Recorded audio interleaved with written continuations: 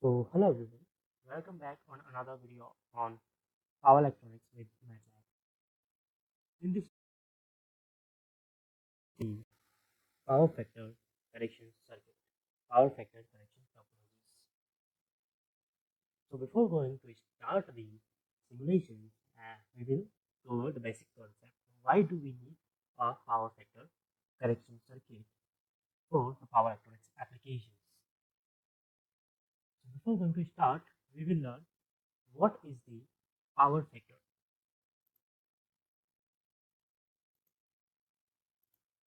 So the power factor is equals to cos phi divided by square root of 1 plus TSD, where phi is the angle between the voltage and current waveform, and the TSD is the total harmonic distortion in the current. The power factor depends upon the angle between the voltage and current and the current TSD.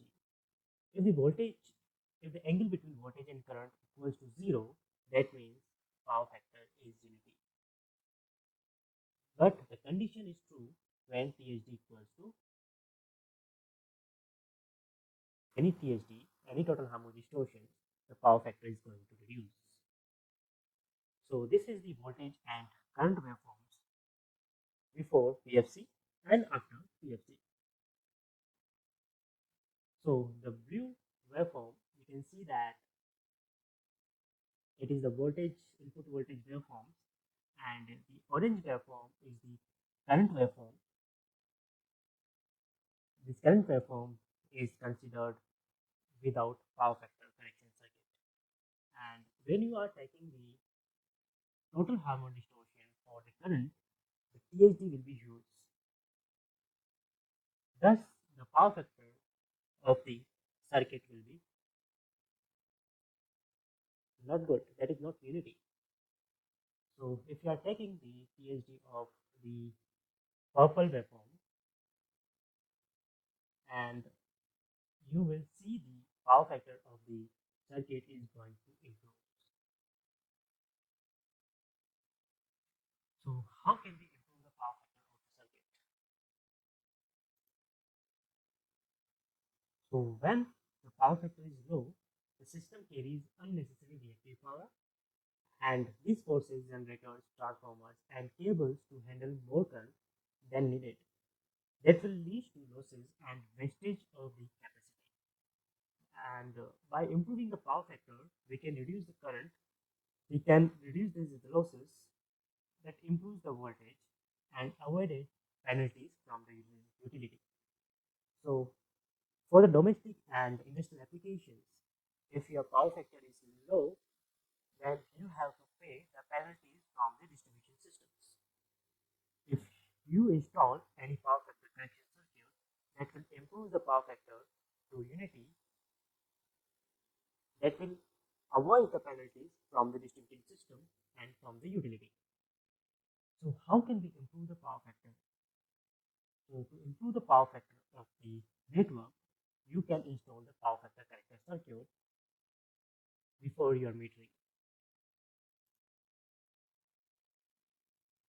So this circuit shows the totem pole power factor connection circuit where two switches S1 and S2 are the active switch, and this leg is also called as a fast switching legs, and the D1 and D2 are the diodes, and that leg is also known as a slow switch, slow leg. So when the AC voltage is positive, this D2 is conducting and S2 will act as an active boost switch. In this case, the inductor, the input inductor is going to charge for dt of duration, where 1 minus dt of duration, S2 is going, this switch will be going to on. For the negative half cycle, the S1 and D1 are the active switch, where D1 is conducting, where D2 is in the reverse bias, and S2 will be act as a freewheeling the inductor current. So this circuit we are going to build in a MATLAB, and we will perform the simulations and analysis using MATLAB Simulink. So let's build with the MATLAB. So this is the Totem Pole PFC, and we have designed the PFC for 3.6 kilowatt. So for the Totem Pole PFC, we are having two switches, two MOSFETs, and two diodes, and one input inductor and one output capacitor, and this is load. So the first thing, we need to design the input filter, input inductor, and output capacitor for the particular rating. So to design the input inductor and output capacitor, there are some set of equations. Now we will see the equations and we will design the inductor and the capacitor value for the particular rating. So the AC voltage is 230 volts RMS. The minimum input voltage is 195 volts RMS. The output voltage is considered as 400 volts. Output power is considered as 3.6 kilowatt. The switching frequency is 50,000. Efficiency of the converter is considered as 95% efficiency. The fundamental frequency is 50 Hz. The power factor is considered as 0.99, and ripple in the current is considered as 10%. So the output maximum current will be the output power divided by output voltage. The input RMS current will be output power divided by efficiency of the converter into power factor into minimum voltage. The input maximum current will be RMS current into root 2. The average current will be 2 by pi into maximum current. So ripple in the input current will be maximum current into delta I. So the peak value of the current will be the maximum current plus ripple current divided by 2. It will give you the peak value of the inductor current. So to design the inductor, it is considered as the duty cycle is 0.5 to maintain the continuous induction mode operation.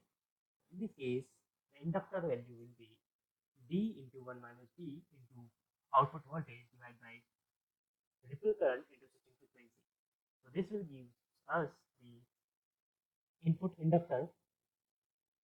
Now to calculate the output capacitor, the ripple voltage is considered as 10% of 1% of the output voltage. So the C will be the maximum output current divided by omega 2 omega into ripple voltage. We will run it, and after running this, we are getting the input inductor is 7.2045 E minus 4, and the capacitor is 0.0036. So we will keep the value in the input inductor. That is, we have considered as 7.5 E minus 4, that is 0.75 millihenry, and the output capacitor is 0.0036. So it is 6. So this is the complete of the power circuit. Now we will go to the PFC controller. So in the PFC controller, what we will do? We will first run the PFC controller without the. We will run the PFC without the control algorithm, and we will see what is the output voltage and current. So this will act as a rectifier mode, and we will see the output voltage and current waveforms.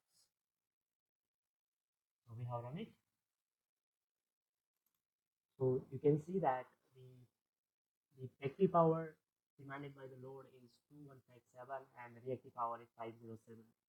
So it will lead to unnecessary reactive power to the load. And if you look out the voltage and the current waveform, input side current waveform, then you can see that the current waveform is completely distorted. If we are looking the total Harman distortion for the current, we will stop it.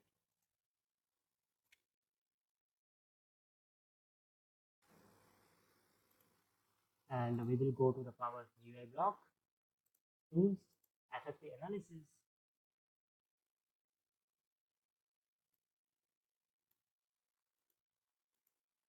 input 2,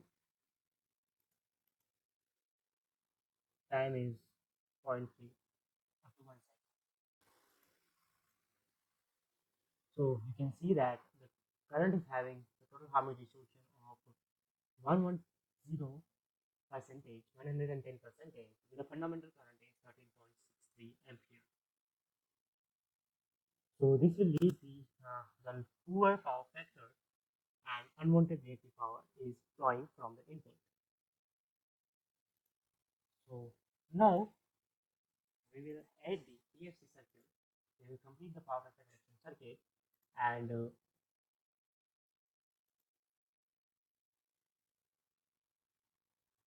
so what we need to do in the PFC, this is the reference voltage and this is the output voltage that is passes through the low pass filter, and the error is passes through the PI controller, and the output of the PI controller is saturated to limit the current reference. And this is unit template, unit vector template to create the AC voltage with magnitude. And this will generate the reference current, and the reference current is compared with the actual current and passes through the PI controller.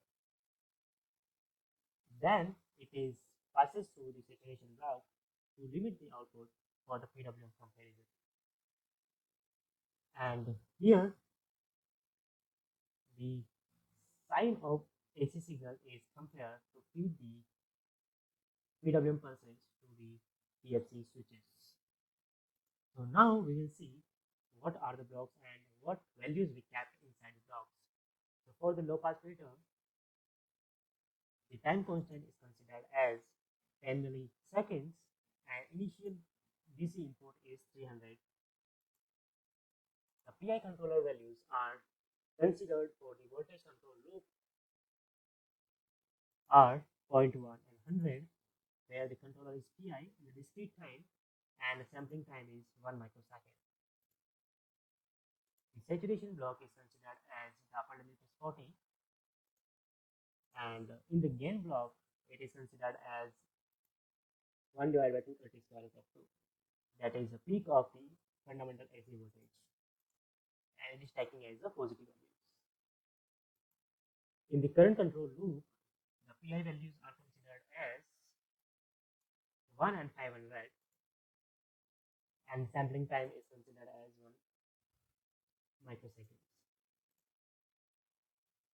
And the switching frequency is considered as 50 kilohertz, where the frequency is considered as a triangular waveform.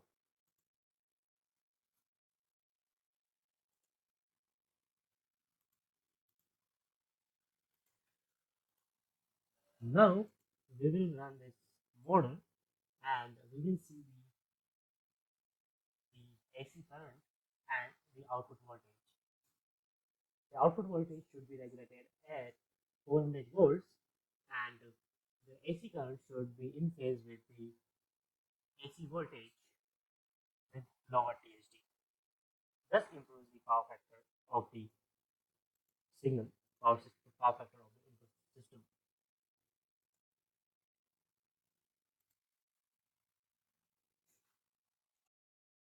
So you can see that the input current is in phase with the input voltage, and the output voltage is regulated to 400 volts. Now, if we look at the total harmonic distortion in the current, we will go to the power GI block, FFT analysis,